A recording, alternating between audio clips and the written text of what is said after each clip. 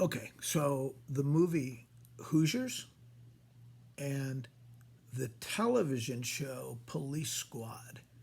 Okay, so in Hoosiers, great movie made in the 1980s, uh, was about a small town high school basketball team in Indiana that ended up winning the state championship against all odds.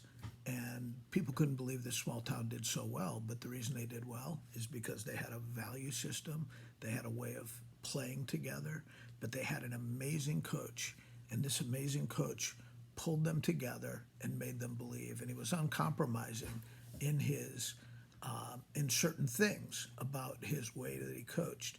Now,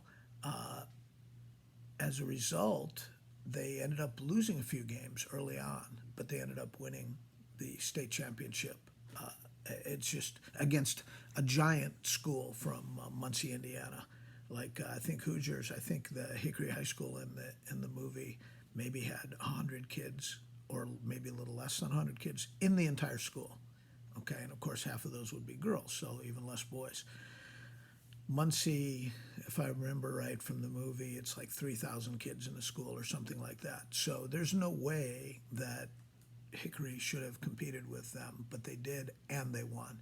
It's based on a true story. In 1952, Indiana High School basketball championship. Milan High School is the name of the real school. We're a lot like Hickory High School at East Lake. This is a lot like what we're about. We're smaller. Now the funny thing is we're a part of a huge club. West Florida Flames is a massive club, one of the biggest in the state of Florida in terms of the amount of registered players. The great thing about being a part of such a big club is we get all of the resources that a big club brings. We're in the best leagues. We have great administration, professional administrators to handle things like registration and everything. It's all really professional. But at Eastlake, at the Eastlake campus, we're like the small town, but also that has the big town backing. It's like the best of both worlds. So anyway, that's one thing. The other is there's a television show called The Police Squad. It was only on in 1982. It was only on for 6 episodes, but I think it's one of the best shows ever. And they had a character in that show named Johnny the Shoeshine Guy. Now you can go on Google and you can Google Johnny the Shoeshine Guy, or Johnny Shoeshine or something like that. There is out there like a 7 or 8 minute clip that shows all of Johnny's appearances in all 6 episodes.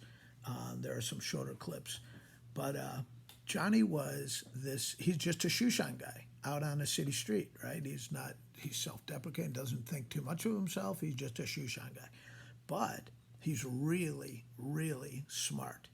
And anybody that knows where to go for information goes to Johnny. So, like the police character, he would always go to Johnny for information, and Johnny would always provide tons of information. And one of the funny parts of the show was after the police guy would go to Johnny and get information, then, like, in every successive episode, somebody like a heart surgeon would come and sit in Johnny's chair, and he'd be in his scrubs, and it's obvious like he was in the middle of an operation, and he would say, Johnny, what do I do about a heart bypass? And Johnny would say, how should I know? I'm a shoeshine guy. And he would give Johnny a little money, and then Johnny would say, okay, and he would talk him through the whole heart operation.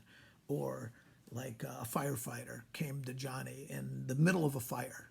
Johnny, there's a room and it's burning and the door's closed. What should we do? How should I know? And give him a few dollars. Well, you do this, you break the window, blah, blah, blah. He knew everything, okay?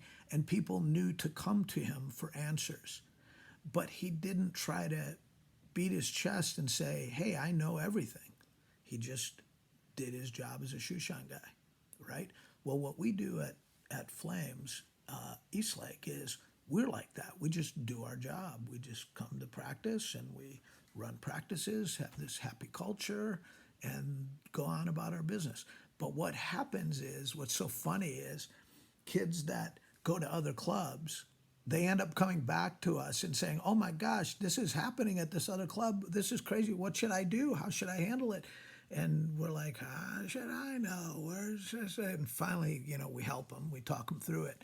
But our club is a lot like Johnny the Shoeshine Guy at Eastlake, where we know what to do and we know how to do this whole thing of coaching, of teaching, of making kids better, of making teams better, of developing players, developing people. Because guess what? These kids are on a journey, and we're going to take them by the hand, along with you, who are raising them as parents, and we're going to try to get them down that road.